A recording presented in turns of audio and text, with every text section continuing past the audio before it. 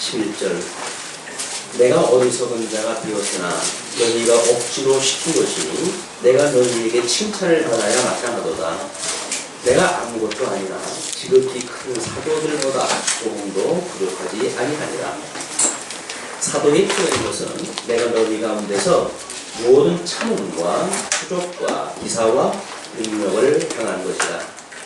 내 자신이 너희에게 피해를 끼치지 아니한 일밖에 다른 교회보다 부족하게 한 것이 무엇이 있느냐? 너희는 나의 이 궁평치 못한 것을 용서하라. 네, 지난 시간에 사도 바울은 고린도 교회의 성도들에 대하여 이제 자신의 사도성을 부정하고 그가 전했던 복음을 왜곡시켰던 거짓 지도자들에 대하여 동의하거나 또는 무기하거나 하는 그 성도들로 인해 가지고 부득불 변명을 하지 않으면 안 되도록 되어졌다고 스스로 생각을 했습니다. 그래서 감히 필설로 다 표현할 수 없는 어마어마한 하나님의 그런 신비로운 세계를 보았던 것을 소개했고, 반면 또 얼마나 박해를 받았는지 이 땅에서의 그가 지금 우리 그 11절로 13절 제목을 갖게 잡아놨어요. 사도에 표된 것을 삼층천의 영적 체험과 육체의 가시로 변명을 했다.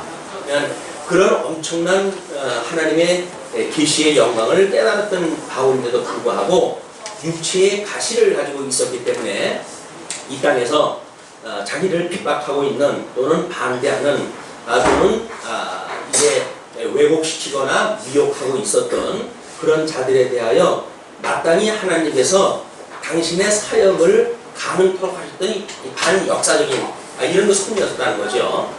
그래서 하나님 앞에 그 사단의 가시를 뽑아달라고 강구를 했지만 내 은혜가 내게 족한 줄 알아라 이야기를 했기 때문에 사도 바울이 받았던 모든 환난은 하나님께서 주셨던 은혜의 손이라고 하는 그것을 역설을 갖다 했습니다. 그러니까 그렇게 변명을 갖다 한 일이 하고 나니까 내가 어리석은 자가 되었다. 알아듣지도 못하는 그런 천상의 이야기 또는 자기가 받았던 환난에 대한 변명 이런 것들을 이렇게 이야기한 것은 스스로가 어리석은 자가 되었다고 이렇게 이야기를 하는 거예요. 그러나 너희가 억지로 시킨 것이다. 이거는 나한테 복음을 듣고 고린도 교회가 설립이 되어졌고 그 복음을 인하여 너희들의 믿음 안에서 살아갔다고 한다면 혹 그를 공격하고 있는 적그리스도가 등장을 하든지 거짓 교사가 등장을 해서 미혹을 시킨다고 했을 때 아니라고 그러든가 그것은 너희가 잘못 되어졌다고 뭔가 사도 바울 편에서 복음을 가지고 변증을 하거나 이렇게 했어야 되는데 너희들은 동조를 하거나 또는 무기를 갖다 했어요. 그렇기 때문에 사도 바울이 이렇게 구차스럽게 변명을 하지 않으면 안 됐다는 거죠. 그렇기 때문에 이게 너희들이 억주시킨 거다. 그거는 내가 너희에게 칭찬을 받아야 마땅하다. 이렇게 내가 변명을 하고 너희들을 위해서 했던 그런 그 일들은 오히려 칭찬을 받아야 될 일이다. 그런 그 이야기죠. 내가 아무것도 아니나 지극히 큰 사도들보다 조금도 부족하지 아니하니라.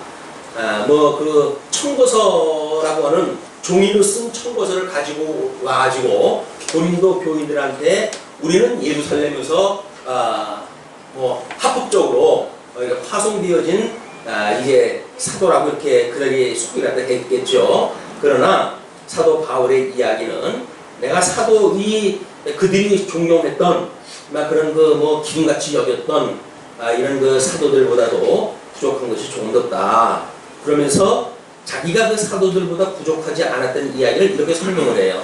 사도에 표되는 것은 내가 너희 가운데서 모든 참음과 얘는 사도 바울이 이 복음을 증거하고 또 이거를 왜곡시키는 자들에 대하여 오래 참으면서 이 복음을 증거할 때에 사도 바울의 그 인내는 거의 극에 달하고 있는 상태죠.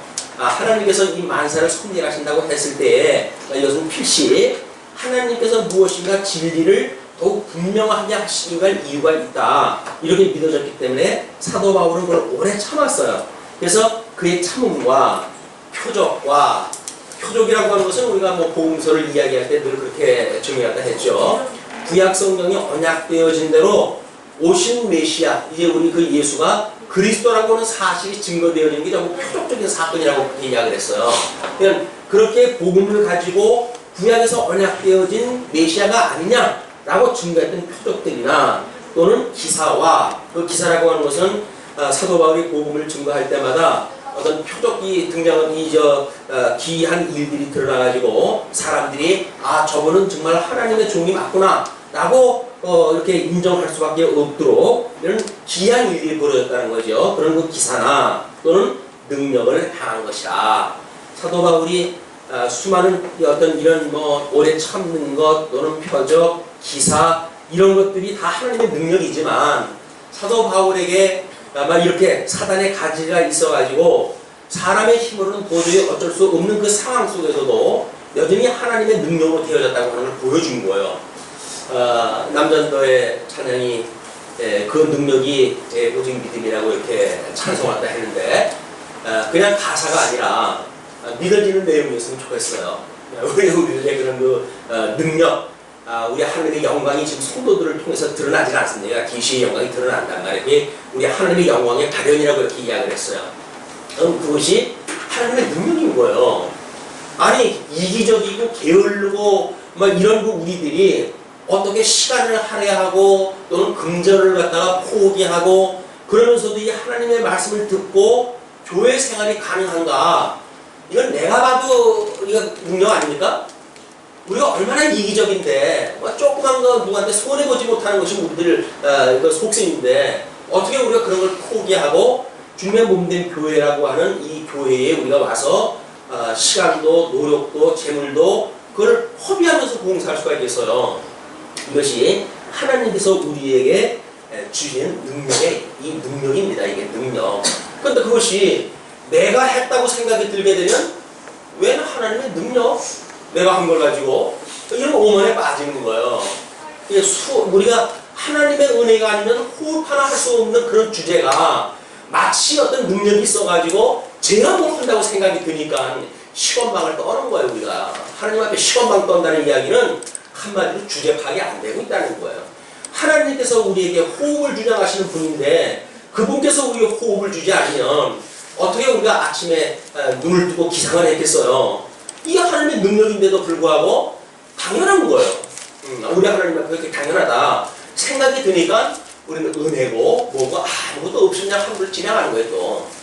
그러나 사도 바울은 만사가 하나님의 은혜로 깨달았고 그런 걸 가지고 그게 비운명하다 한 겁니다. 그러므로 내가 그리스도를 위하여 13절 내 자신이 너희에게 폐를 끼치지 아니한 일밖에 다른 교회보다 부족하게 하는 것이 무엇이느냐? 다른 교회는 사도 바울이 사역을 위해 가지고 연보를 지원한다 했어요. 그러니까 다른 교회는 재정적인 지원을 받았는데 고린도 교회에서는 재정적인 지원을 줘서도 안 받았단 말이에요. 그러니까 차별을 두었다고 하는 그 일은 너에게 폐를 끼치지 아니한 일밖에는 차별이 될 오히려 없는 거예요. 그러니까 어떻게 보게 되면 고린도 교회는 자존심 상할 일인도 모르죠. 뭐 자기네들 보고 뭐 공개를 하지 말라고 그랬어요. 자기 사도 바울이 뭐 천박힌 일로 해가지고 자기랑 갖다 했으니까 자기네들이 줄 여력이 있다고 한다면 사도 바울한테 아니요 이제 당신은 생업을 갖다 위해서 일을 갖다 할 것이 아니라 복음을 위해서 일하시오. 우리의 그 재정적인 지원을 우리가 하겠소. 라고 나왔다고 한다면 사도 바울이 굳이 왜 천막히는 일을 갖다 하면서 그 일을 했겠어요. 그런데 이 고린도 교회 성도들이 뭐 재물에 대한 이제 그 사도 바울에 대한 오해 뭐 이런 걸 가지고 이게 사도가 뭐 거짓말 부리고 연거나 삥땅을 치는 이런 그 인물로 곡해를 갖다 하고 비하를 시키고 이런 그 일들은 복음을 알지 못하는 겁니다. 철저하게 육체의 소욕에 빠져가지고 인간적인 생각을 가지고 사도 바울을 판단한 거니까 사도 바울이 너희들에게 폐를 끼치지 아니할 일밖에는 다른 교회가 부족한 것이 없다는 거예요. 사도 바울이 연보에 지원받지 않은 거 그것이 다른 교회에서는 이 연보를 받았으니까 그거가 부족하다고 한다면 부족할까? 너희들한테 내가 부족한 것이 뭐가 있느냐? 그런 그 이야기죠. 예, 너희는 나의 이 궁평치 못한 것을 용서하라. 그런 것들을 복음을 알아듣게 이야기를 해서 차별이 없었으면 이런 오해도 없었으련만 다른 교회는 뭐 복음을 전했을 때 그걸 알아듣고 어떤 연보의 지원을 갖다 하고 복음의 동력을 갖다 하고 그렇기 때문에 어떤 사례를 받으면서 그 일을 다 할 수가 있었지만 고린도 교회는 그 일을 못했던 거예요. 그냥 그것이 만약에 차별이라고 한다면 용서를 갖다 해라. 그 얘기예요. 자, 그러면서 이제 14절서부터 본격적으로 우리가 경고와 권면이라고 하는 걸로 제목이 바뀝니다. 이게 이제 오늘 13장까지 이 내용이 쭉 소개가 되어지니까 뭐 중요한 그런 어떤 그 교리적인 문제는 없는 것 같아요. 그래서 본문을 이어가면서 한번 살펴보도록 하겠습니다. 먼저 14절로 18절까지는 음모자들의 말을 경계하고 성령의 일을 변명을 합니다. 14절 보라 이제 세 번째 너희에게 가기를 예비하였으나 너희에게 피해를 끼치지 아니하리라. 여전히 너희들한테 가겠지만 피해를 끼치지 않겠다. 이야기를 앞에 이야기하고는 조금 고선하네요. 미안하다고 그러면 뭐 이왕 미안한 건데 내가 갈 거니까 그렇다고 한다면 뭐 경제적인 협조를 갖다 해라 라고의 앞뒤가 많이 맞잖아요. 그런데 사도 바울이 14절에서 이야기할 적에는 너희들한테 폐를 끼치지 않겠다. 나의 구하는 것은 너희 재물이 아니라 오직 너희니라. 그 이야기는 뭐예요? 결국은 재물이라고 하는 눈에 보이는 어떤 가시인 것이 아니라 너희들의 심중 복음을 깨달았고 나의 그런 오해가 풀렸고 그래서 만약에 그 복음을 깨닫는 주 안에서 나를 만났다고 한다면 내가 너희한테 원하는 것은 눈에 보이는 재물 쪼가리를 내가 구하는 게 아니다. 너희들이 그리스도 것으로 부름을 받았으니까 너희가 내가 원하는 것이다. 이렇게 이야기를 합니다. 그러면서 어린아이가 부모를 위하여 재물을 저축하는 것이 아니요 이의 부모가 어린아이를 위하여 하느니라. 일반적인 일이에요. 뭐 어린 자녀가 부모를 위해 가지고 뭐 앵벌을 갖다 해가지고 돈 모아가지고 부모님한테 효도하는 게 아니잖아요. 부모님들이 여전히 그 어린 아이를 위해 가지고 저축을 갖다 하는 거죠. 뭐 요즘 재미난 카피가 뭐 있더라고요. 어린 아이들은 자기가 먹는 걸 가지고 행복해하지만 부모님은 어린 자녀가 먹는 걸 보고 행복해한다. 뭐 이런 그 카피예요. 그게 부모님의 마음이란 말이에요. 그러니까 복음을 깨닫지 못하는 사람의 특징은 하나님의 은혜, 그런 커다란 그런 걸 보지 못하고 눈에 보이는 현실적인 걸 가지고 불만을 삼는 거예요. 뭐 하나님이 나를 사랑한다면서 뭐 이런 것도 안 주고 저런 것도 안 주고 이래서 투덜투덜 되는 거죠. 왜냐면 그 하늘과 같은 은혜를 모르니까. 이 자녀들도 마찬가지입니다. 부모님한테 효도를 못한다는 이야기는 한마디로 이 속이 뭐가 없는 거예요. 그러니까 부모고 대처를 갖다 해가지고 뭐 당신이 나한테 해준 게 뭐가 있어? 이 세상에 태어나게 한 거 외에는 뭐가 있어? 이런 막말을 갖다 하는 거죠. 그 부모가 자기를 위해 가지고 얼마나 어린 시절로부터 그걸 키워왔는지에 대한 아무런 은혜를 모르는 거예요. 이런 쌍놈들한테 뭘 이야기를 합니까? 이 부모님의 은혜를 모르는 아주 그냥 일륜적인 일이 보통적으로 이 세상에 사람이 태어나면 일반적으로 부모님의 갖는 성정이 있어요. 그런 거를 무시하는 자들에게 복음을 증거한다는 이야기는 빈 공간을 때리는 이야기랑 똑같습니다. 이게 하나님의 능력이 아니면 안 되는 거예요. 이게 얼마나 인간이 이기적이면 부모도 요즘은 없어요. 소틀르면 재물 안 준다고 해가지고 부모 쥐고 그러지 않습니까? 거의 그냥 막 아파야 이제는 세상이 종말이 점점 가까워져가지고 인간 말종들이 지금 점점 늘어나고 있단 말이에요. 이럴 때 우리가 하나님의 은혜를 깨달은 우리들의 성정이 얼마나 아름다운지를 우리가 스스로 알지 못한다고 한다면 세상 사람들하고 차이 나는 게 아무것도 없잖아요. 그렇다고 해서 우리가 뭐 물리적인 선을 해야 되는 것이 아니에요. 그 은혜를 깨달은 성도들의 아름다운 내 성정이 스스로 확인되어져야 우리 행복을 하지. 그것이 세상 사람들하고 똑같다고 한다면 행복한 게 뭐가 있어요? 우리 하나님 앞에 우리가 얼마나 은혜를 입고 살아가는지 이것이 깨닫게 되어지게 되면 우리는 입이 열려도 할 얘기가 없습니다. 하는 말이에요. 감사함과 외에는 할 얘기가 없어요. 예, 부모님의 은혜를 깨달은 자들도 마찬가지죠. 뭐 할 얘기가 있겠어요. 그 부려막심한 그 인생들을 이때나 저때나 오래 참으면서 이렇게 그 부모님들이 왔다고 하는 걸 깨닫게 되어지게 되면 또 부모님한테 할 얘기가 없죠. 예, 부모님한테 잘난 척하는 인간은 한마디로 인간 낙종이에요. 뭐 부모에게 효도라고 하는 율법적인 문제가 아닙니다. 그 부모로부터 이 복음의 정신을 이어받고 복음을 이제 들어야 되는데 이미 그게 정신이 안 돼 있는 거 아니에요. 이건 불가능한 거니까.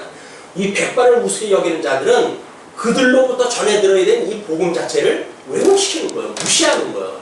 그럼 무슨 진리가 전승되겠어요. 자, 내가 너희 영혼을 위하여 크게 기뻐함으로 재물을 허비하고 또 내 자신까지 허비하니 너희를 더욱 사랑할수록 나는 덜 사랑을 받겠느냐. 사도 바울이 고린도 교회의 성도를 향해서 하는 사랑한 죄밖에 없어요. 사랑하니까 만만한 거야 이게. 사도 바울이 거짓 선생들은 뭐 논리를 대고 그 눈에 보이는 종이 조각을 보이고 이렇게 여기니까 오히려 그들 앞에는 꼼짝을 못해요. 근데 사랑으로 오래 참는 사도 바울은 만만한 거야 이게. 그러니까 그 사도 바울이 너희들한테 내가 이렇게 사랑을 했다고 하는 그걸로 인해 가지고 내가 너희들에게 덜 사랑을 받겠냐 이렇게 이제 변명하다 합니다. 그러면서 하여간 어떤 이의 말이 내가 너희에게 짐을 지우지는 아니하였을지라도 공교한 자가 되어 괴계로 너희를 취하였다 하니 어떤 자들은 그 미혹을 갖다 시키는 자들이었죠. 그런 그 자들이 사도 바울이 자비랑한 것은 이게 현실적인 거 아니에요. 이건 뭐 자기네들 눈으로 보는 현실 역사란 말이에요. 이건 현재 일어나는 상황, 객관적인 상황이에요. 그러니 그들한테 재물을 취하지 않았는데 사도 바울을 공격하려고 한다면 이렇게 이야기를 해야 되겠죠. 너희들한테 어떤 일을 취하지 아니할다 할지라도 그 이야기에 짐을 지우지는 아니하였을지라도 공교한 자가 되어서 괴계로 너희를 취하였다. 너희들의 혼을 빼갔다 그 이야기야. 너희들 마음을 뺏어갔다 그 이야기예요. 내가 너희에게 보낸 자 중에 누구로 너희의 일을 취하느냐. 공교롭게 너희들을 갖다 내가 이용한 것이 도대체 뭐가 있느냐. 또 내가 너희에게 보낸 자 중에서도 그런 자가 있느냐? 예, 내가 디도를 보내고 함께한 형제를 보내었으니 디도가 너희의 일을 취하더냐? 우리가 동일한 성령으로 행하지 아니하더냐? 동일한 보조로 하지 아니하더냐? 그 이야기예요. 사도 바울이 어떤 일을 갖다 하고 측은해서 동역을 갖다 하는 일꾼들조차도 너희들에게 어떤 일을 취하려고 하던 자가 없지 않더냐? 근데 현실적으로 그것이 그냥 눈으로 아주 뻔한 일인데 왜 거짓 선생들이 미혹한 말들에 너희들이 흔들리냐 그 이야기예요. 그 흔들리는 게 중요한 것이 아니라 사도 바울이 전했던 복음 자체가 지금 이 밑으로 온 거니까 사도 바울을 불신한다는 이야기는 사도 바울이 전했던 복음을 불신한다는 이야기 아닙니까? 사도 바울이 그것이 지금 안타까운 거죠. 그러면서 19절로부터 이렇게 이야기를 합니다. 이게 사적 변명이 아니고 덕을 세우기 위함이라고 이렇게 이야기를 해요. 이때까지 우리가 우리를 너희에게 변명하는 줄로 생각하는구나. 근데 사도 바울이 자기가 내가 너희들한테 일을 취한 게 뭐냐, 내가 사도가 아니냐 이런 걸 쭉 구차하게 이야기를 했으니까 이걸 너희에게 만약에 우리를 위한 이런 사적인 변명인 줄로 너희들이 생각한다 하는구나. 그러면서 우리가 그리스도 안에서 하나님 앞에 말하노라. 여기서부터 이제 언급되어지는 것이 이 그리스도 안에서 그 이야기. 그리스도 안에서 우리 지난 시간까지 끊임없이 확인한 것이 뭡니까? 같은 생명 안에서 그 이야기예요. 그리스도로 더불어서 우리가 영생을 얻는 생명체, 같은 생명들이 그리스도 안에서 그런 그 이야기죠. 그러니까 우리가 이제 그 그리스도 안에서 하나님 앞에 말한다. 사랑하는 자들아, 이 모든 것은 너희의 덕을 세우기 위함이니라. 너희의 덕이라고 하는 너희의 덕. 그 너희의 덕은 사도 바울이 가지고 사도 바울이 세워가는 덕하고도 객관적인 거겠죠. 너희의 덕이니까. 그지? 교회의 덕이란 말이에요. 고린도 교회의 덕이란 말이에요. 사도 바울이 복음을 증거했을 때 이제 우리 타락했던 자들 아닙니까? 고린도 교회 그 고린도라고 하는 지역이 우상단지로 해가 들들을 끓던 데인데 거기서 복음을 증거해가지고 이들이 예수 그리스도를 맞이하고 영접하고 그리고 고린도 교회가 세워졌으니까 그 고린도 교회라고 하는 그 이야기는 사도 바울이 로마서를 쓸 적에도 그렇게 이야기를 했지만 육체적인 어떤 그런 그 타락되어진 인간의 본성 그걸 뭐라고 이야기를 했습니까? 합당치 못한 일을 하게 했다고 그랬단 말이에요. 그것이 우리 육신이 행하는 나타나는 열매들이에요. 우리 합당치 못한 일들이 열매예요. 그건데 그런 것이 아니라 합당치 못한 열매가 우리 마음이 상실한 마음이 회복이 되어져서 우리가 이걸 한번 이렇게 이야기를 해보죠. 하나님께서 우리 이제 영과 육으로 해가지고 지음을 받았어요. 이 영과 육을 우리가 이제 이어주는 것이 우리가 마음이라고 이렇게 이야기를 했는데, 그래서 우리 하나님께서 이거를 이 영을 어두움에 버려두었다 그랬어요. 이 어두움이라고 하는 그것은 이미 빛의 우리가 사람인데 하나님께서 어둠에 내어버렸으니까 타락인이 되어졌다 그래야 타락인이. 이 타락인이 되어졌고, 그리고 이런 거를 우리 이 마음을 상실한 마음이라고 이렇게 해요. 상실한 마음. 상실했다고 하는 그 이야기 뭡니까? 하나님께서 우리에게 이 양대 언약을 하셨는데, 양대 언약 중에 특별히 이 복을 우리한테 주신 거 아니에요. 복과 이 나라를 하나님께서 이 약속을 갖다 했는데, 복을 상실했기 때문에 타락되어져 있는 우리들의 인간은 지금 저주 가운데 지금 버려진 상태란 말이에요. 이 저주 가운데 우리가 있었던 고린도 교회 성도들로 하여금 사도 바울이 복음을 증거해가지고 이 상실했던 마음이 회복되어졌다고 해서 회복되어졌다. 그러니까 회복되어진 이 마음으로 하나님의 말씀을 사도 바울이 전했던 이 복음을 들어가지고 이 깨달음의 역사가 있어진 거 아니에요? 이를 깨닫게 되어지고 이 깨달은 걸 가지고 이 지각으로 하나님을 아는 신지식이 만들어졌었단 말이에요. 우리 이 지각에 대한 지성에 대한 건 우리가 어떻게 해주었습니까? 우리 고린도 교회 사도 바울이 표현해 올 것 같으면 우둔하게 되어졌다 그랬어요. 우둔하게. 우둔하게 되었다는 이야기는 뭐예요?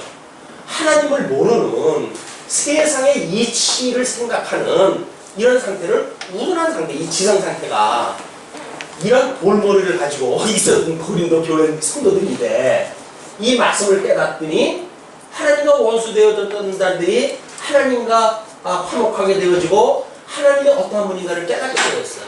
하나님의 살아계신 걸 깨닫게 되어졌어요. 하나님이 우리를 얼마나 사랑하시는지 사랑을 깨닫게 되어졌어요. 이 사랑을 깨닫는 마음으로 우리들의 이 감성이 하나님 앞에 지체를 사랑하는 이 본질을 찾게 되었단 말이에요. 그러니까 우리가 깨달아서 알고 그 다음에 이걸 믿어지는 하나님의 사랑을 믿는, 그래서 믿어서 형제간의 사랑으로 드러나는 이런 전 인격적인 신앙생활이 되어진 것이 사도 바울이 복음을 증거했기 때문에 되어지는 이들 아닙니까? 근데 우리의 이 육체는 어디에다 버려뒀다고 그랬죠? 이거를 더러움에 버려요. 더러움. 이 더러움에 버려뒀다는 이야기는 뭐예요? 쓰레기통에다 버려뒀다면 쓰레기통이다. 이 진토와 같고 쓰레기통 같은 데다 버려가지고 더러움에 버려가지고 합당치 못한 일을 다 하게 했어요. 그 합당치 못했던 일들이 자연인이 가지고 있는 모든 심리적인 욕구들이에요. 시기하고 미워하고 질투하고 뭐 이런 헛된 영광을 추구하고 이런 것들이 전부 합당치 못한 일을 이 인간들이 하면서 살았단 말이에요. 이런 자들에게 사도 바울이 전했던 복음을 가지고 이렇게 되어졌으니까 이 육체가 합당치 못했던 열매를 맺는 것이 아니라 성령의 열매를 맺어야 되는 거 아니겠어요? 이게 중매 몸된 교회를 세워가지고 가는 거니까. 그래서 우리가 덕을 세우는 일이라 검덕이라고 이렇게 이야기했어요. 덕을 세우는 일. 우리가 덕성이라고 그러지 않았습니까? 덕성. 이 덕성이 세워지는 일. 그걸 검덕이다. 이렇게 이야기를 하는 거예요. 그러니까 덕이 세워지는 걸 위해가지고 너희한테 복음을 증거했다 하는 것이다. 내가 이거를 사사로이 복음을 전했던 나의 개인적인 변명이 아니라 나의 오해가 거쳐야 나를 존중하는 마음이 있어야 내가 전하는 복음을 너희들이 받아들이게 되어지고, 이걸 받아들여져야 너희들의 이 몸도 합당치 못했던 더러움에 버려졌던 너희들이 이런 그 열매로부터 성령의 열매로 맺혀질 게 아니게 되냐, 그런 의미입니다. 자, 그래서 이렇게 이야기를 해요. 20절에 내가 갈 때에 너희를 나의 원하는 것과 같이 보지 못하고 또 내가 너희에게 너희 원치 않은 것 같이 보일까 두려워하며 또 다툼과 시기와 분냉과 당짓는 것과 중상함과 수군수군하는 것과 거만함과 어지러운 것이 있을까 두려워하고, 이 합당치 못한 일들을 그냥 자연인 하나님 앞에 저주받던 인생들이 했던 그 열매를 그냥 내가 가지고 본다고 하면 이게 도대체 무슨 꼴이냐, 이게 그 이야기죠. 자, 그거를 내가 두려워한다. 그러니 내가 이제 세 번째 너희에게 갈 터이니 두세 증인의 입으로 말마다 확정하리라. 이렇게 되어진 이 자연인에 되어져 가지고 만약에 이 건덕의 문제가 지장이 있어서 복음을 반대하는 일이 있게 되어지게 되면 이것이 지금 고린도 교회의 여러 성도들로부터 만들어진 유기적인 작업들 안에서요, 유기적으로 세워지는 건덕의 문제, 이걸 이 사도 바울이 왜 그리스도 안에서라고 하는 이 예수 그리스도 안에서라고 하는 이 표현을 딱 할까? 그 이야기는 이것이 어떤 개인 하나하나의 문제가 아니란 말이에요. 교인이라고 하는 어떤 성도, 이 성도의 도자가 물입니다. 물이. 이 물이라고 하는 건 뭐예요? 우리 세포에 뭐 약 1000개조의 우리 그 세포가 있다고 이야기를 하는데, 우리 몸에 1000개조의 어떤 세포 하나에 발암할 수 있는 어떤 요소가 개재하게 되어지게 되면 그 바람의 그 물질에 의해 가지고 오염되어진 우리 세포는 암이라고 하는 걸로 확장이 되어지겠죠. 그럼 세포가 마땅히 어떤 그런 불량한 암의 기준에 의해 가지고 오염되어졌다고 한다면 그걸 제거를 시키는 것이 우리 몸의 기능이란 말이에요. 건강한 몸은 그걸 제거를 시켜내야 되는 거 아니에요. 근데 이 암이라고 하는 건 뭐예요, 세포가? 그걸 잘라내는 것이 아니라 오히려 그걸 자꾸 보호를 하는 거예요. 그래서 암이 점점 확장되어지고 전이가 되어지는 거는 우리 건강한 몸이라고 한다면, 그러나 잘못되어져 있는 그 세포가 있으면 스스로 뭐 백혈구가 작동이 되어지고 뭐 이렇게 해가지고 스스로를 방어를 갖다 해야 되는데, 이 사단이 암이라고 하는 특별한 세균을 갖다 우리한테 잠입을 시켜버리게 되면 건강한 몸이 기능을 잃어버리는 거예요. 이 건강한 몸이 기능을 잃어버리니까 점점 제거시켜야 되고 항거해야 되는 우리 인체의 기능들이 그걸 자꾸 옹을 갖다 해요. 그리고 뭐 주변에 있는 모든 영양가를 뺏어가지고 그 발암 물질을 가지고 있는 그 세포가 점점 확장되어져 가기 시작을 하는 거예요. 열심히 먹는데 그냥 막 암 키우는 일이 돼버리고 마는 거 아니겠어요? 이게 우리 암세포라고 하는 그런 걸로 보여주는 우리 인체의 그런 비밀인 거예요.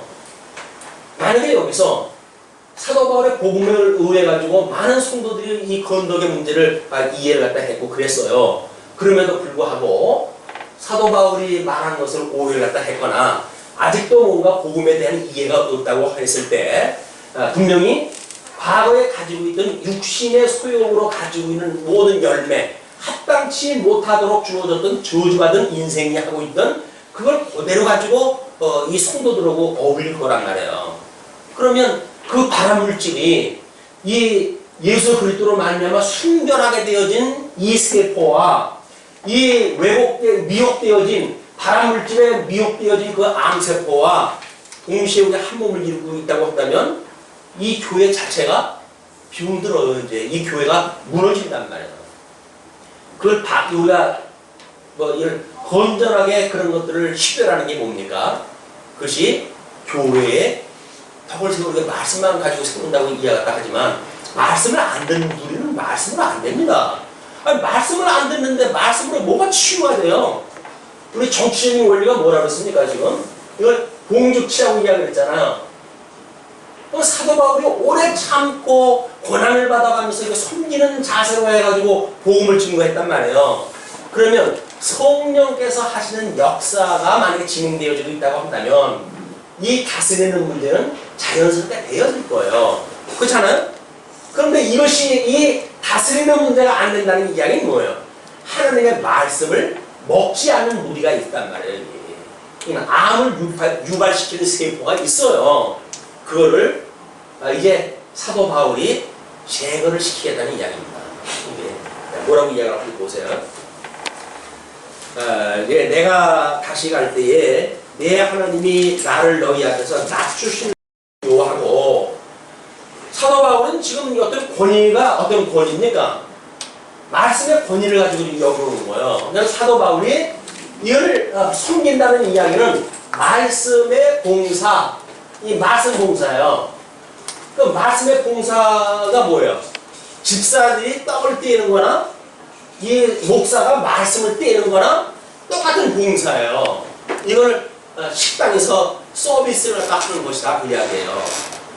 목사가 말씀을 갖다 이렇게 나눈다는 이야기는 지금 여러분들한테 식사를 제공하고 있는 거예요. 동의하다 보십니까? 점심시간에 저한테 바쁘라고 그러지 마세요. 저는 지금 말씀을 가지고 여러분들한테 지금 나눠드리는 이때니까요. 이걸 풍족하게 들으셔야 점심시간엔 또 뭐 집사직을 가시고 계서 하시겠죠. 이걸 말씀한 사람이 말씀을 갖다 했는데 뭐 밥도 좀 나눠주시고 그러냐, 이렇게 좀 너무 저하가 폭설하다는 거 아닙니까? 저는 말씀으로 전무할 수 있도록 해주기 위해서 우리 집사님들도 있고 뭐 권사님들도 계시고 이렇게 되어지는 거니까, 이건 말씀으로 봉사를 갖다 하는 것이 사도 바울이 지금 하는 일이란 말이에요. 그리스도 안에서 같은 생명으로 되어져 있다고 한다면 지금 이 말씀으로 훈계를 갖다 할 거 아니겠어요? 말씀으로 훈계를 하게 되어지는데, 우리들의 이 지성이 하나님의 말씀을 듣는, 물론 이 뭐 우리 오감을 가지고 이제 이걸 받아들이겠지만, 지성이 그거를 얼마나 하나님을 아는 지식으로 분해를 갖다 해낼 수가 있는지에 대한 것은 이 말씀이 정말 하나님의 말씀이라고 믿어질 때 가능한 일이에요. 성령을 믿지 않고, 지금 목사가 이렇게 하는 건 성령의 역사 아닙니까? 가르치는 인식의 일을 갖다 하시니까. 그러면 성령께서 목사를 세워가지고 가르치는 걸 갖다 하겠단 말이에요. 근데 목사 이야기를 안 믿어. 근데 그게 말씀의 역사가 일어납니까? 안 돼요. 그냥 주님의 몸된 교회는 할 수 없이 하나님 주신 은사를 따라가지고 세워가는 걸 보여주시는 거예요. 그럼 질서를 갖다 무시해놓고 이 다스림의 역사가 되겠습니까? 교회의 다스림도 안 되고 성도의 다스림도 안 되는 거예요. 이 불행한 사건이란 말이에요. 말씀에 대한 훈계를 받아들이지 않는 이 문제가 심각한 일이란 말이에요. 자, 그런데 지금 하나님께서 이 사도 바울이 너희들한테 이제 이런 가게 되어졌을 때, 만약에 낮추셔가지고 하나님께서 거기서 너나 잘해 이래가지고 사도 바울을 또 하나님께서 공고한 가운데 넣어주신다고 한다면 많은 사람들이 안 듣겠죠. 그게 되어지니까 내가 전에 죄를 지은 여러 사람의 그 행한 바 더러움과 음란과 호색함을 회개치 아니함을 인하여 근심할까 두려워하더라. 말씀을 가지고 사도 바울이 전한 것이 있고 내가 그걸 듣고 우리가 하나님 앞에 말할 수 없는 죄인이었었군요 라고 깨닫고 돌아왔을 때 하나님의 말씀을 듣는 거 아니에요. 그냥 하나님의 말씀을 듣는다는 이야기는 회개가 있지 않으면 안 돼요.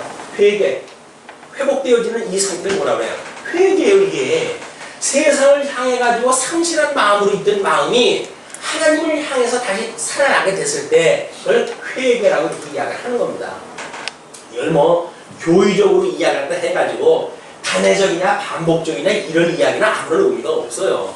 하나님의 말씀을 들었을 때 나는 정말 이렇게 말할 수 없는 죄인이었어 라고 하는 것이 깨달아지고 했을 때 우리의 이런 회개하는 마음이 비로소 하나님의 말씀을 듣고 깨달을 수가 있단 말이에요. 이 깨달음이라고는 마음으로 깨닫는 거예요. 근데 이 마음으로 깨달을 생각을 안 하고 머리로 뭔가 이해하려고 한다면 그건 말씀 들으나 말하죠. 아니 머리로 죽으면 이 땅속에 들어갈 거 아닙니까? 화장을 시키면 불에다 태울 거예요. 우리 뇌는 거기 기억되어져 있는 지식을 가지고 무슨 하나님을 알겠어요. 그걸 뭐라 그랬어요? 무둔하다고 그랬었는데 무둔하다고 했는데 그걸 가지고 우리가 뭔가를 깨달아간다는 이야기는 불가능한 일이에요. 하나님 앞에 우리는 기도할 일입니다. 하나님, 나의 마음을 하나님 앞으로 향하게 하시고 하나님의 훈계를 듣게 해주세요. 이런 우리를 회개하는 마음이 없으면 안 들어요. 못 들어요. 왜? 하나님 귀를 열어주시지 않는데 어떻게 듣습니까? 이 하나님을 향하는 우리의 마음의 회개가 그래서 필요한 거예요. 예배에 참석했다 했을 때 마찬가지예요. 예배 목사는 왜 예배 순서를 따라가지고 묵도를 갖다 하고 사도신경을 통해 가지고 신앙 고백을 갖다 하고 그런 순서를 왜 합니까? 하나님 앞에 이런 이 시간에 이 여백을 두는 거예요, 다 이게. 근데 이런 거에 아무도 참여를 갖다 안 하고, 그리고 강론 시작할 때 헐레벌 와가지고 듣는다고 해도 말씀이 들립니까? 안 되는 거예요. 예배 시작을 할 적에 딱 분위기를 딱 보게 되면 저분은 오늘도 말씀을 안 듣겠구나. 뻔하죠. 준비가 안 되는데 무슨 말씀을 들어요. 순서가 그냥 요식적이거나 그런 걸로 하는 거는 우리가 어떤 그 의식화되어진 이런 그 예배지만 열린 마음으로 우리가 이렇게 깨달은 마음을 가지고 예배를 드린다는 이야기는 모든 절차에 다 우리가 집중을 하는 거예요.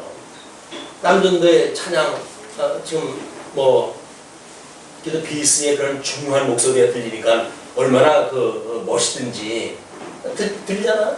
예. 식사를 준비했던 저 안에서도 문을 열고 박자를 맞춰가면서 들으시더라고요. 이명수장이. 예. 너무 듣기가 좋았던가 봐. 아까 전에 아멘 하시더니 불을 쪽에 문까지 열어놓고 갔다가 감상을 하시더라고요. 왜? 마음을 함께 하는 거예요. 지금 마음을 함께. 이 찬양을 갖다 하는 마음이 함께 되지 않는다고 한다면 저건 나하고 상관없는 순서야. 그럼 그분들 나와가지고 뭐 하고 들어간 거예요. 마음이 열리지는 않았으니 그 뒤에 순서라고 해야지 뭐가 계속 되어지겠어요? 안 되는 거예요. 하나님의 말씀을 우리가 듣고자 했을 적에는 이미 교회에 올 때로부터의 준비예요, 다.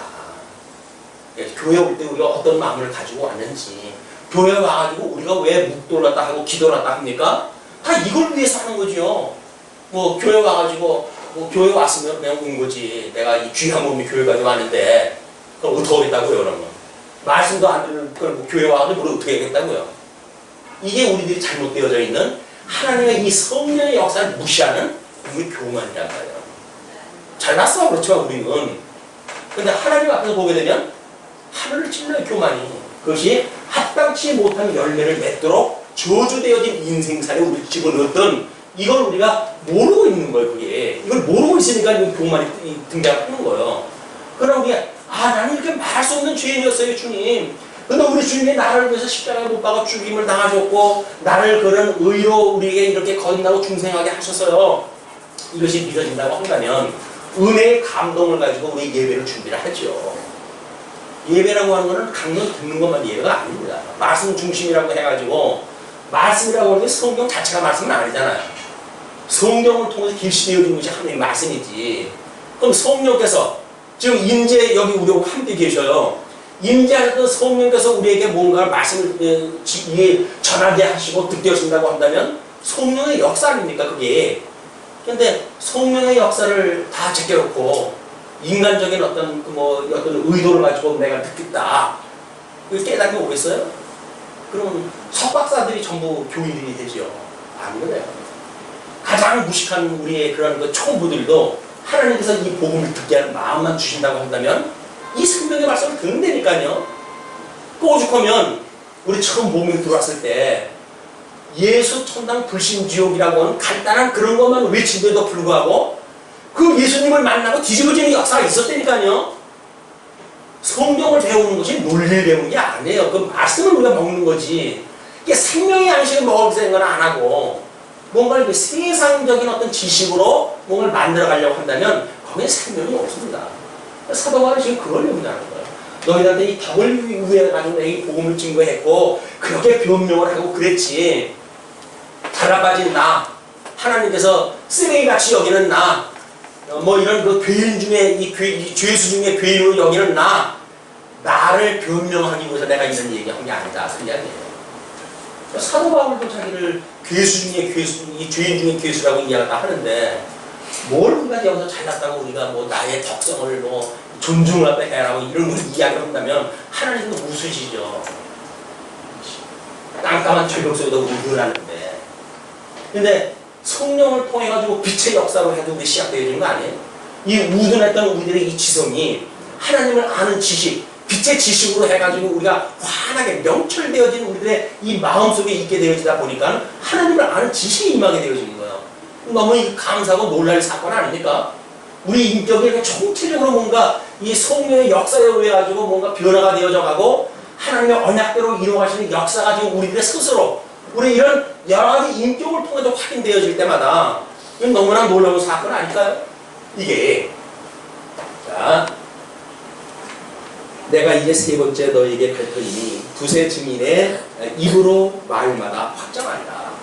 사도 바울이 지금 이런 일들을 갈라내는 심판의 역사를 할 거예요. 그동안 편지로 떨어져 했기 때문에 그거를 아멘하는지 아멘하지 않는지를 모르잖아요. 그 이제 면전에 와가지고 하나님의 말씀을 증거를 갖다 했을 때 그걸 아멘하지 않게 되면 뭐예요? 그건 제거가 돼야 돼요. 그래서 복음을 이제 사도 바울이 복음을 증거하는데 니까지 이게 뭔데 여기 와도 그러냐 이렇게 말한다고 한다면 그럼 그거는 교회의 이 사도권을 가지고 이 그런 그 교 중에서 그를 쫓아내야 나머지 세포가 살지요. 그 세포를 그냥 내버리게 되면 어떻게 돼요? 다 오염되고 안 되니까요. 사도 바울을 너무 우습게 여기는 거야. 아유 너 하나 잘해라. 야 이렇게 하면 다른 사람이 다 복음 안 듣는 걸로 해가지고 오염되게 되면 주님의 몸된 교회는 하나님의 언약대로 되어지지 않을 거 아니겠어요? 그건 아닌 거예요. 야, 하나님의 그 언약대로 되어지려고 한다면 사도 바울이 말씀으로 해가지고 심판의 역사를 하겠다 그 이야기예요. 자, 이제 내가 이미 말하였거니와 지금 떠나 있으나 두 번째 대면하였을 때와 같이 전에 죄 지은 자들과 그 남은 모든 사람에게 미리 말하노니 내가 다시 가면 용서하지 아니하리라. 복음을 만약에 받아들이지 않고 아멘하지 않고 노멘하면 아멘하지 않고 노멘하게 되면 그 이야기야. 사도 바울이 생명의 말씀을 증거를 하는데 그 생명의 말씀을 생명으로 받아들이지 않으면 그건 뭐예요? 그냥 사망이죠.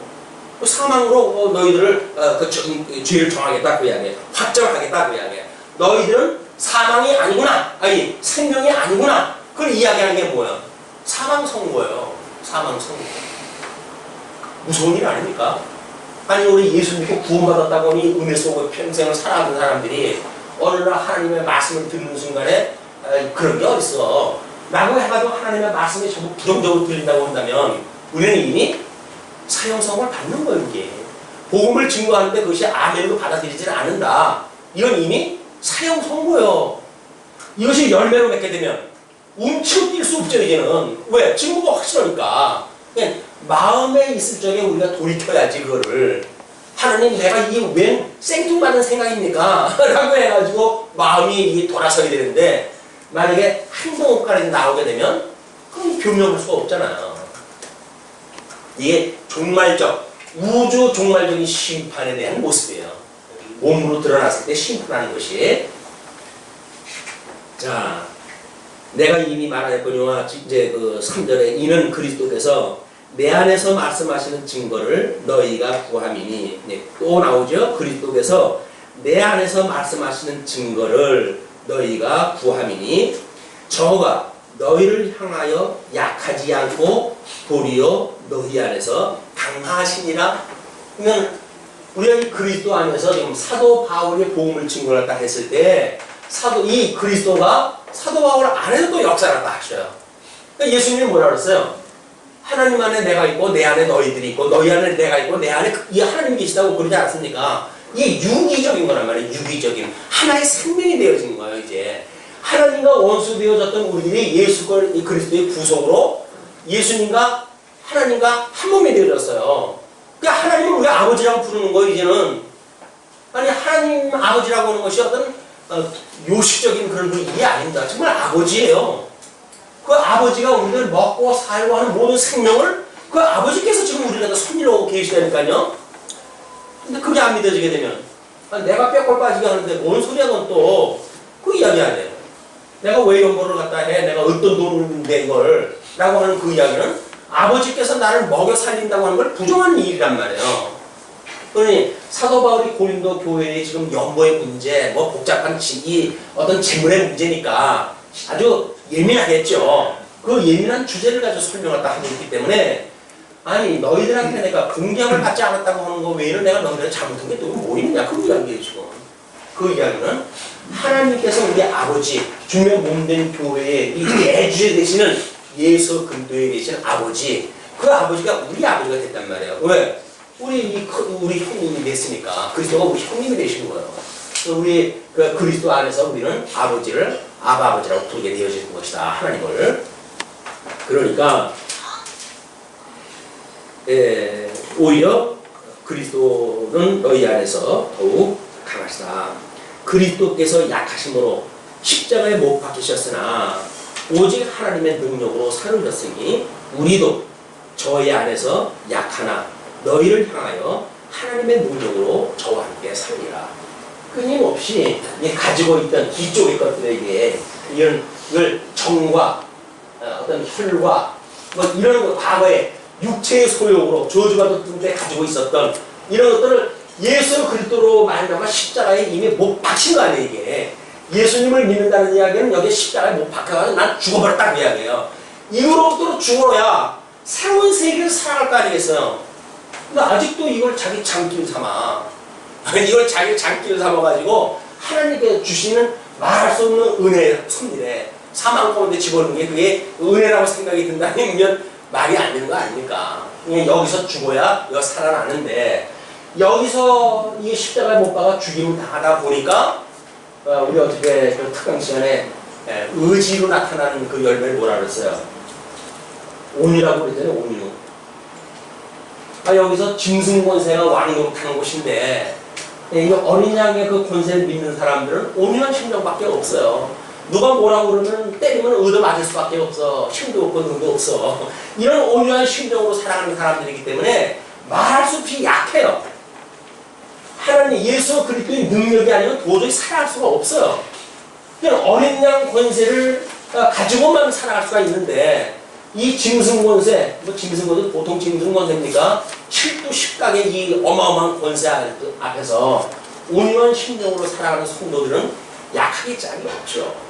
그러나 능력 주시는 자 안에서 능치 못할 일이 없단 말이에요.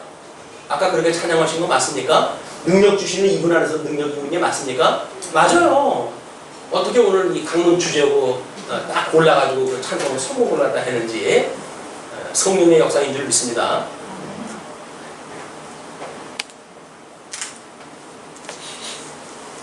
오직 하나님의 능력으로 살으셨으니 우리도 저희 안에서 약하나 너희를 향하여 하나님의 능력으로 저와 함께 살리라. 너희가 믿음에 있는가 너희 자신을 시험하고 너희 자신을 확증하라. 끊임없이 우리가 이게 시험하는 거예요. 스스로 우리가 내가 지금 이쪽으로 기울었는가 이쪽에 기울었는가 끊임없이 우리 시험을 갖다 해야 돼요. 근데 우리는 뭐 이쪽에 있으면서도 이쪽에 있는 걸로 착각을 한다니까요. 뭐 내 성도인데 뭐 어디가 택한 백성이 어디가 택했다고 어디 써져 있어요? 뭘로 알아봐요? 결국 이런 인격적인 어떤 하나님의 영광을 가지고 우리가 감지가 되어지는 일이지. 그런 것들이 감지가 안 되면서 택함 받았대? 어디 기록되어 있는 게 아무것도 없어요. 이덕성이가 어디 성령의 이덕성이 어디 택함 받았다고 기록된 데 아무 데도 없어요. 다만 우리가 모든 매사에 하나님 말씀으로 해가지고 검증을 하는 것밖에 없어요. 그래서 이게 성령의 감동으로 해서 우리 주님께서 은혜 중에 날 붙들고 계시구나. 이게 믿어져야 되는 거예요. 이게 확증을 매일같이 해가야 돼. 자기 믿음에 대해서. 확증이 없다고 하는 그 이야기는 이거 가지고도 다 뭐 예수님 오셨을 때 유대인들 그 뭐 성경을 박사들이었잖아요 다. 그러나 예수님을 그리스도로 알아보지 못했어요. 그러니까 결국 십자가 못 맞아 죽이지 않습니까? 생명이 없는 자들이에요. 성경 안다고 해서 생명이 있는 게 아니에요. 성경은 누구에 대해서 이야기를 한 거예요? 예수님이. 그 구약에 많은 성경들이 있는데 그 성경은 나에 대해서 증거한 거라잖아요. 근데 성경을 읽으면 예수님을 만나야지. 예수님에 대해서 증거하는 성경인데 예수님을 못 만나고 맨날 성경의 내용만 우리가 달달달달 외우고 있으니까 그건 생명이 없는 거예요. 예수님에 대해서 증거를 했으니까 우리 성경을 읽으면서 아 정말 그렇군요. 아까 표적이 뭐라고 그랬어요? 예수님을 우리가 이게 만나는 거예요. 그게 표적이니까요. 구약 성경을 읽으면 어떻게 예수가 그리스도를 만납니까? 왜? 전부 그리스도의 이야기니까 구약이. 자, 너희가 믿음에 있느냐 너희 자신을 시험하고 너희 자신을 확증하라. 예수 그리스도께서 너희 안에 계신 줄을 너희가 스스로 알지 못하느냐? 그렇지 않으면 너희가 버리는 자이다. 버리는 자. 버림도 교회에 출석한다고 해서 너희들이 성도가 아니라는 거예요. 확증을 갖다 해가지고 너희가 그리스도가 함께 있는 걸 알지 못한다고 한다면 너희는 버리는 자라 그 이야기예요.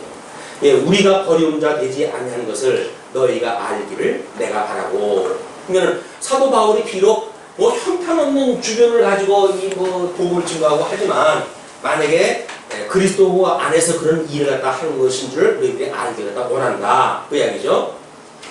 우리가 하나님께서 너희로 악을 조금도 행하지 않게 하시기를 구하노니 이는 우리가 옳은 자임을 나타내고자 함이 아니라 오직 우리는 버리운 자 같을지라도 너희로 선을 행하게 하고자 함이라. 그래서 사도 바울이 지금 내가 저주를 받을지라도 이렇게 하는 그 이야기는 지옥을 가도 너희들에게는 복음을 증거해서 천국 가기를 원한다 그런 개념이 아니겠죠. 아니 천하보다도 귀한 자기 영혼을 지옥을 보내놓고 다른 사람 구원을 받으면 자기 무슨 의미가 있어요. 사도 바울이 그런 어떤 반복음적인 그런 거 주장을 하는 게 아니에요.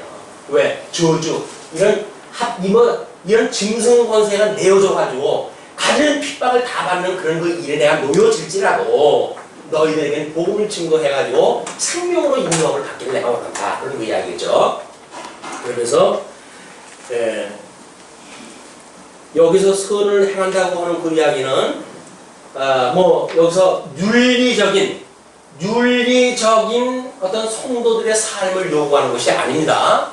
기독교에서 말하고 있는 어떤 선이라고 하는 그거는 절대적인 하나님의 선 안에서의 그런 그 열매를 말하는 거지 어떤 상대적인 절대 아까운 데 있는 상대적 선인 어떤 율법 이런 세상 사람들이 요구하는 도덕적 선을 갖다 말하는 게 아니다. 이걸 착각을 하게 되면 성도는 마치 다른 사람들한테 뭐 싫은 소리도 못하고 살아가야 되는 것처럼 이렇게 생각하게 되어지는데 그렇지 않아요. 사도 바울은 지금 이 복음을 가지고 지금 너희들 심판하려고 하겠다고 그러는 중이에요 지금. 그게 악을 버리는 일이란 말이야. 악을 버리는 일. 하나님의 선을 지향하는 일. 절대 선을 지향하는 일. 하나님의 뜻을 사모하는 일. 하나님의 뜻을 분별해가지고 영적 예배를 드리는 일. 이 영적 예배라고 하는 우리 인생의 본분이 하나님을 경외하는 것이 인생의 본분인데 그러면 우리가 하나님을 경외하는 우리들의 인생이라고 한다면 우리가 본분을 다 하고 있는 거 아니에요 이게?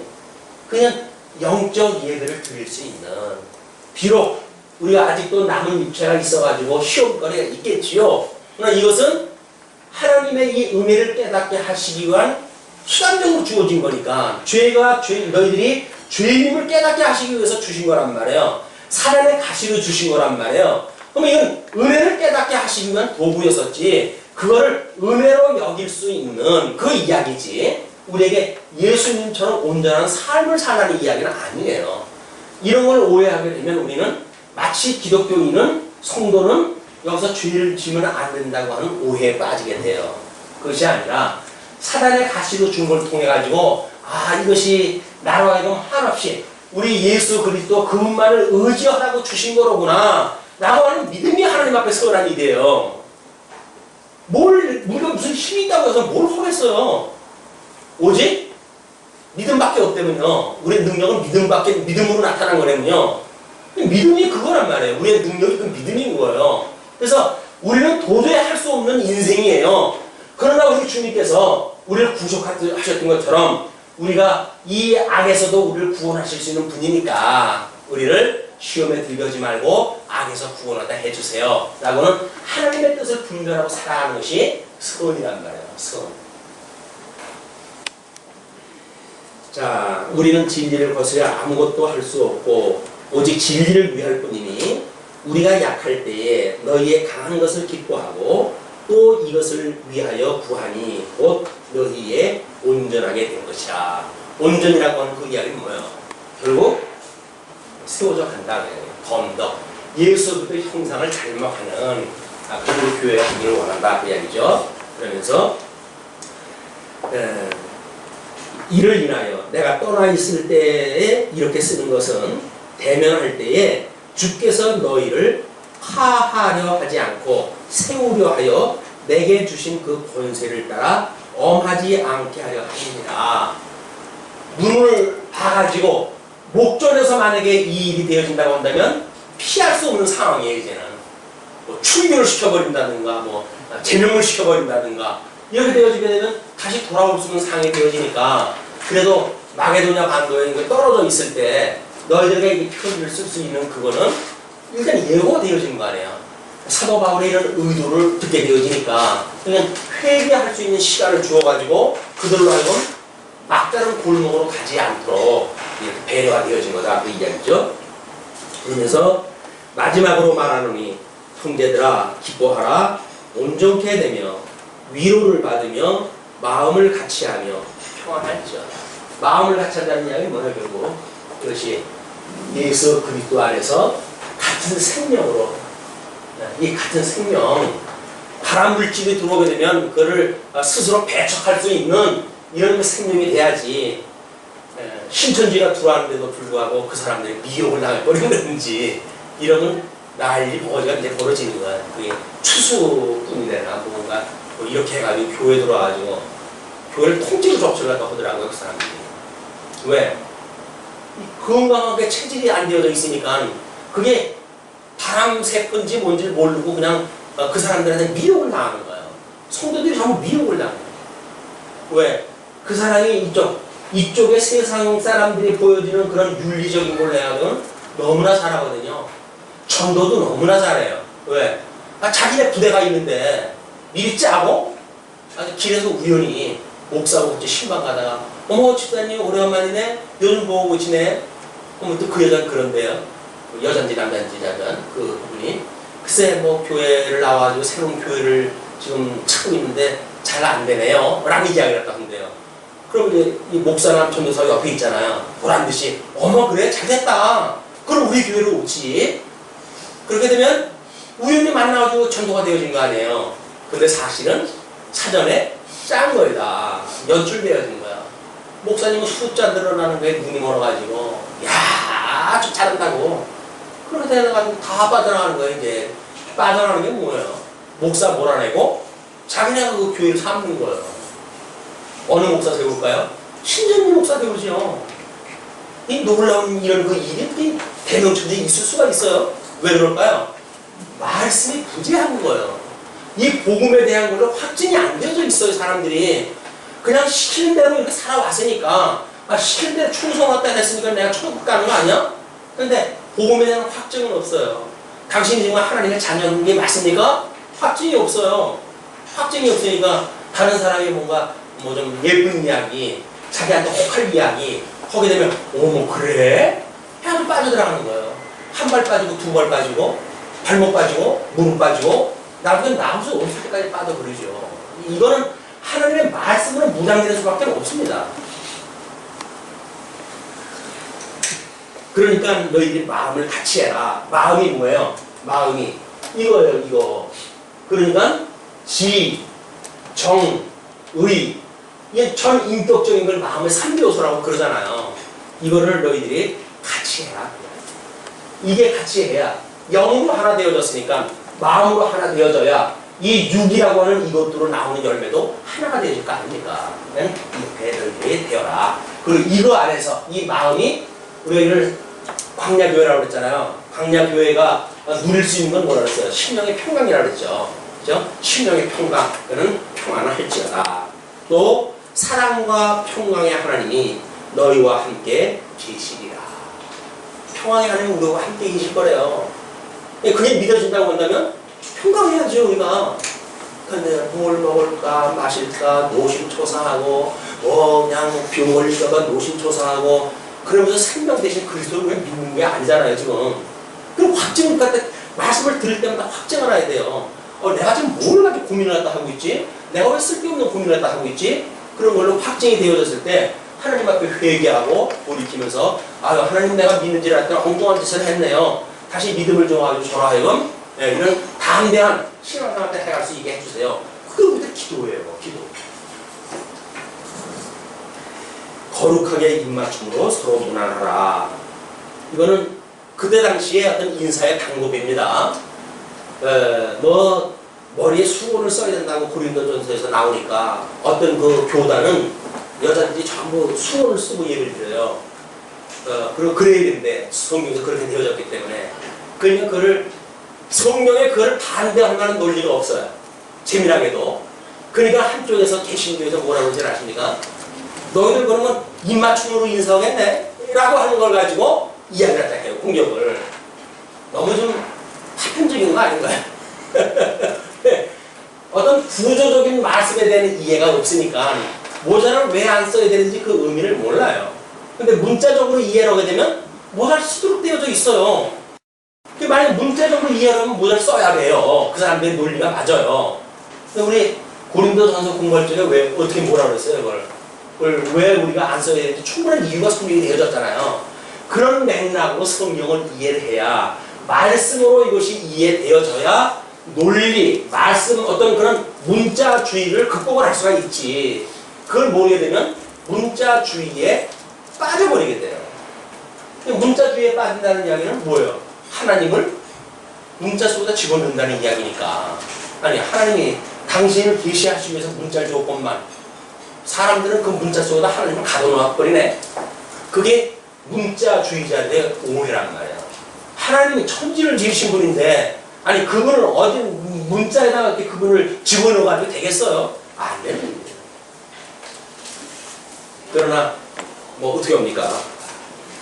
자 12절 모든 성도가 너에게 문안하니라. 사도 바울과 함께 있던 성도들이 문안한다고 그러면서 13절 유명한 그 성경 구절입니다. 매일매일 예배 때마다